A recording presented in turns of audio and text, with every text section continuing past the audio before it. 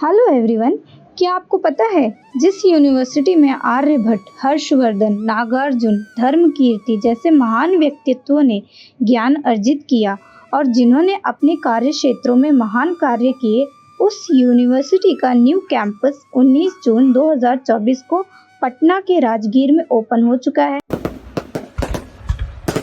आज हम उसी यूनिवर्सिटी के पास्ट और प्रेजेंट की चर्चा करने जा रहे हैं। अगर आपको ये वीडियो थोड़ी भी इंफॉर्मेटिव लगे तो प्लीज़ चैनल को सब्सक्राइब करें और वीडियो को लाइक करें। नालंदा यूनिवर्सिटी की स्थापना 5वीं शताब्दी में प्राचीन मगध राज्य में हुई थी, जो आज का बिहार राज्य है। यह एक बौद्धिक मठ हुआ करता था। उस समय इसकी लोकेशन राजगृह पाटलिपुत्र हुआ करती थी, आज जिसे हम राजगीर और पटना के नाम से जानते हैं। नालंदा यूनिवर्सिटी की स्थापना गुप्त साम्राज्य के कुमारगुप्त ने करवाई थी। यह दुनिया का पहला रेजिडेंशियल यूनिवर्सिटी, यानी यहाँ स्टूडेंट्स रहते हुए पढ़ाई करते थे, जैसे आज के हॉस्टल सिस्टम्स हैं। हायन सैंग के अकॉर्डिंग उस समय नालंदा में 10,000 स्टूडेंट्स और 2,000 टीचर्स हुआ करते थे। इस विश्वविद्यालय का मुख्य आकर्षण उसकी पुस्तकालय यानी लाइब्रेरी थी, जिसे धर्म कुंज यानी माउंटेन ऑफ ट्रुथ, सत्य का पहाड़ कहा जाता था। इस लाइब्रेरी में 9 मिलियन हस्तलिखित पांडुलिपियां थी, जो बौद्ध ज्ञान की समृद्ध भंडार थी। इस लाइब्रेरी में 3 मल्टी स्टोरी बिल्डिंगें थी। रत्नसागर, रत्नोदधि और रत्नरंजका के नाम से जानी जाती थी। इसमें से रत्नोदधि सबसे बड़ा था और 9 मंजिलें ऊंचा था। इस पुस्तकालय में बहुत से महत्वपूर्ण ग्रंथों के संदेश दर्ज हुए थे। इस विश्वविद्यालय में कोरिया, जापान, चीन, मंगोलिया, श्रीलंका, तिब्बत और दक्षिण पूर्व एशिया से विद्वान आते थे। यहाँ आयुर्वेद, बौद्ध धर्म, गणित, व्याकरण, खगोल शास्त्र और भारतीय दर्शन जैसे विषय पढ़ाए जाते थे। नालंदा विश्वविद्यालय में प्रवेश पाना आसान नहीं था। छात्रों को कठिन इंटरव्यू का सामना करना पड़ता था। प्रवेश पाने वाले छात्रों को बौद्ध आचार्य जैसे धर्मपाल और शीलभद्र के मार्गदर्शन में विद्वानों के समूहों द्वारा शिक्षा दी जाती थी। 5वीं शताब्दी से लेकर 1200 ईस्वी, लगभग 600 सालों तक नालंदा विश्वविद्यालय ज्ञान से दुनिया के कोने कोने को प्रकाशित करता रहा।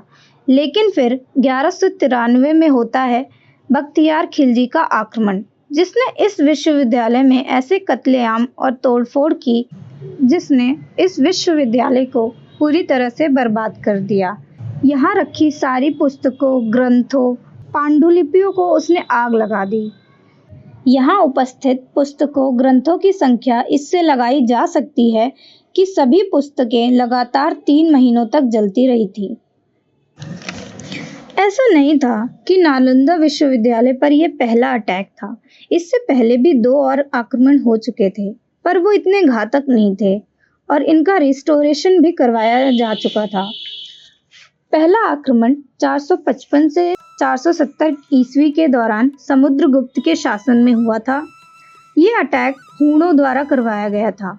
ये सेंट्रल एशियन ट्राइबल ग्रुप थे, जिनका पर्पस केवल लूटपाट कर मूल्यवान वस्तुओं को लेना था। बाद में इसका पुनर्निर्माण स्कंदगुप्त ने करवा दिया था और दूसरा आक्रमण 7 ईस्वी में गौड़ा साम्राज्य द्वारा कराया गया था। यह आक्रमण उस समय के सम्राट हर्षवर्धन के साथ राजनीतिक तनातनी के कारण हुआ था। इसके बाद हर्षवर्धन ने ही इसका पुनर्निर्माण करवा भी दिया था। खिलजी के आक्रमण के बाद इसका पुनर्निर्माण तो नहीं हुआ, किंतु हाल ही में प्रधानमंत्री नरेंद्र मोदी ने नालंदा विश्वविद्यालय के नए परिसर का उद्घाटन किया। यह नया परिसर 450 एकड़ में फैला हुआ है और यह एक नेट जीरो ग्रीन कैंपस है, जो पर्यावरण संरक्षण पर ध्यान केंद्रित करता है। नालंदा विश्वविद्यालय को 9 जनवरी 2009 में यूनेस्को द्वारा वर्ल्ड हेरिटेज साइट भी घोषित किया गया है। हमारा भारत विश्व गुरु क्यों कहलाता था, ये हमें अपने इतिहास को देखकर तो समझ आता है और हमें बड़ा गौरव भी महसूस होता है। पर हम आज क्या कर रहे हैं? क्या हम अपने पूर्वजों, जिनकी ज्ञान और महानता की बातें आज भी हम याद करते हैं, उनसे कुछ सीख भी रहे हैं? यह सवाल हर भारतीय को अपने आप से ज़रूर पूछना चाहिए। उम्मीद है यह न्यू कैंपस फिर से अपने उसी ज्ञान से पूरे भारत और दुनिया को प्रकाशित करे, ना कि किसी पॉलिटिकल एजेंडा के भीड़ चढ़े। धन्यवाद।